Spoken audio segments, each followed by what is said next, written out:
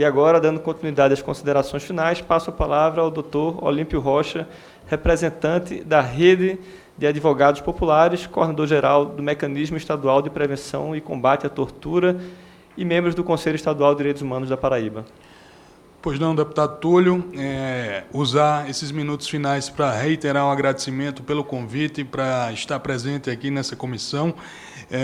Como eu já expus na minha fala inicial e volto a repetir, é preciso realmente que nós nos irmanemos contra esse teratológico decreto ora mencionado pelo deputado Túlio, que põe fim ao Mecanismo Nacional de Prevenção e Combate à Tortura, e que bom que já há movimentação legislativa nesse sentido, né? Como o deputado Túlio acaba de mencionar, a deputada Maria do Rosário já está se movimentando no sentido, portanto, de derrubar esse decreto presidencial.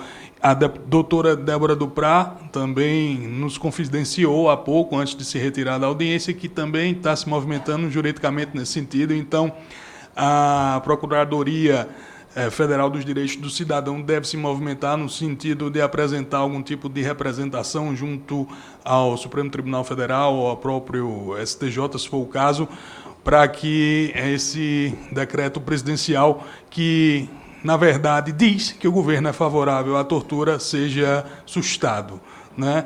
Então, para finalizar a minha fala, eu gostaria de lembrar, por exemplo, que 15 anos atrás, estamos em 2019, então 15 anos, 16, 17 anos atrás, se vocês procurarem por dados oficiais do Ministério da Justiça, nós tínhamos em torno de 300 mil presos no nosso país, né? 300 mil pessoas confinadas no sistema prisional. O deputado Túlio mencionou a questão do sistema prisional quando fazia menção à conversa que teve com o deputado Lupe.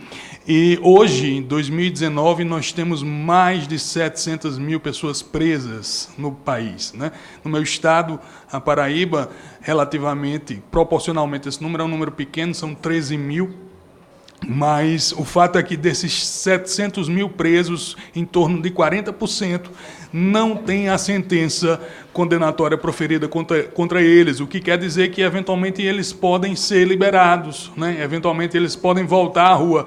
E não tenham dúvida nenhuma que desses 700 mil presos, a maioria absoluta, eu diria em torno de 90%, é composta de pessoas negras, de pessoas pobres, de pessoas faveladas, que evidenciam o que o filósofo camaronês Achille Mbembe chama de necropolítica, né? Então, nós estamos vivendo hoje no nosso país a chamada necropolítica, que são, trocando miúdos, atitudes estatais que são colocadas em prática em nome de dizimar a população preta, em nome de dizimar a população pobre, em nome de dizimar a população favelada, porque, na medida, por exemplo, repitem que o governo abre mão de combater a tortura, na medida, por exemplo, que o governo determina que se corte os salários de peritos que são especializados, que têm mandato, né, que vivem para fazer essas visitas, essas inspeções. Isso é necropolítica pura. Então,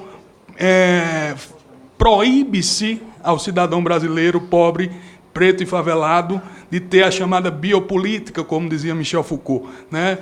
Reserva-se só a chamada zoé, a vida nua, a vida crua, aquela que não faz com que a gente tenha a inserção social, como lembrava Foucault. Então, é preciso que nós combatamos. Eu registro a presença da deputada Maria do Rosário e a parabenizo pelo decreto legislativo contra o fim do Mecanismo de Prevenção e Combate à Tortura Nacional, registrando novamente que, infelizmente, me parece que o que nós temos é a confirmação daquilo que tínhamos medo durante a campanha eleitoral, um governo que, como foi dito pelo próprio presidente na sessão que deliberou sobre o impeachment da presidenta Dilma, defende a tortura, defende o assassinato de trabalhadores pretos, pobres e favelados. E é contra isso que nós, defensores de direitos humanos, devemos lutar diuturnamente. Muito obrigado mais uma vez. Nós que agradecemos, doutor Olímpio, sua